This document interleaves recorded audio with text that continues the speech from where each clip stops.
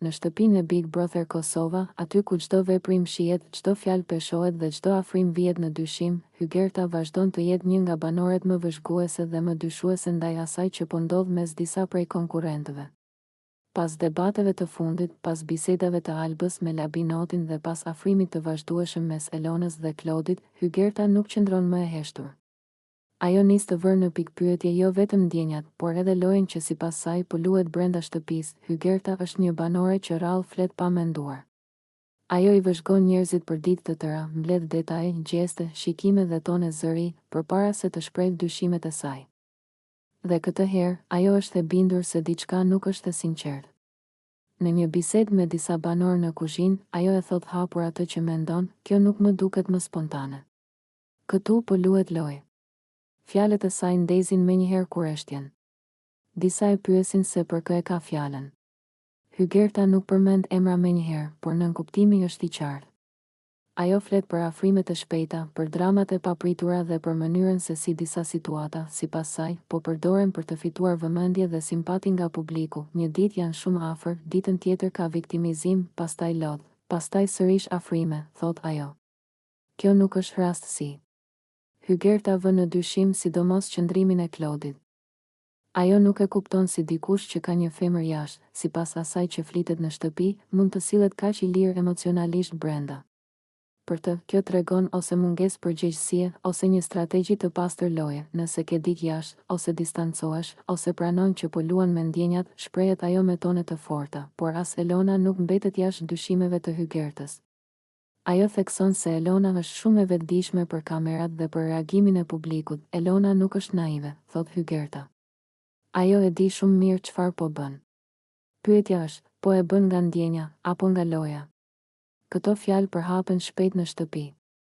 Disa banorë pajtohen me Hygertën, duke thënë se shumë situata po duken të shtira dhe të egzageruara. Të tjerë e shohin atë si tepër dyshuese, madje edhe si nxitëse tensionesh. Por Hygerta nuk tërhiqet. Ajo vazhdon të qëndrojë në linjën e saj, duke thënë se Big Brother është lojë dhe se kushdo që haron këtë, ose gënjen veten, ose po gënjen publikun. Në një moment reflektimi në dhomën e gjumit, Hygerta flet më hapur për ndjesitë e saj. Mua nuk më shqetëson afrimi mes dy njerëzve. Më shqetëson kur ndjenjat përdoren si mjet për të ecur përpara në lojë. Ajo thekson se publiku nuk është i verbër dhe se çdo veprim ka pasoja, jashtë shihen të gjitha. Sot të duar trokasin. Nesër të dënojnë, thot ajo. Dyshimet e Hygertës krijojnë një ndarje të padukshme në shtëpi. Një grup fillon të shohë me sy kritik çdo afrim mes Elonës dhe Klodit, çdo bisedë private, çdo prekje.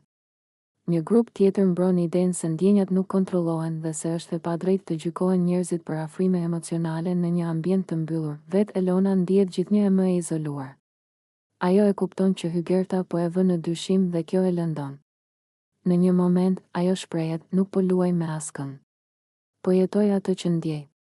Por për Hygertën, ndjenjat dhe loja nuk janë gjithmonë të ndara qartë. Në këtë shtëpi, edhe ndjenjat bëhen pjesë e lojës. Përgjigjet ajo ftoht. Labinoti, i cili gjendet shpesh në mes të këtyre diskutimeve, përpiqet të qetësojë situatën, por edhe ai e ndjen se dyshimet e Hygertës kanë një bazë. Ai nuk e thot hapur, por sjellja e tij bëhet më e rezervuar ndaj të gjithëve. Big Brother Kosova hyn kështu në një fazë të re, ku loja psikologjike bëhet më e fortë se kurrë.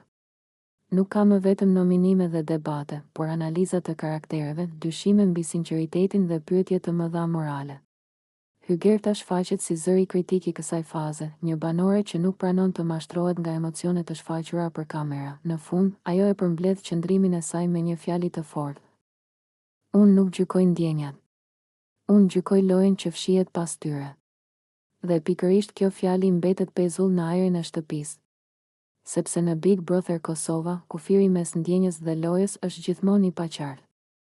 Dhe Hygerta, me dyshimet e saj, e ka bërë këtë kufi edhe më të mprehtë. Publiku jashtë vëzhgon, analizon dhe gjykon.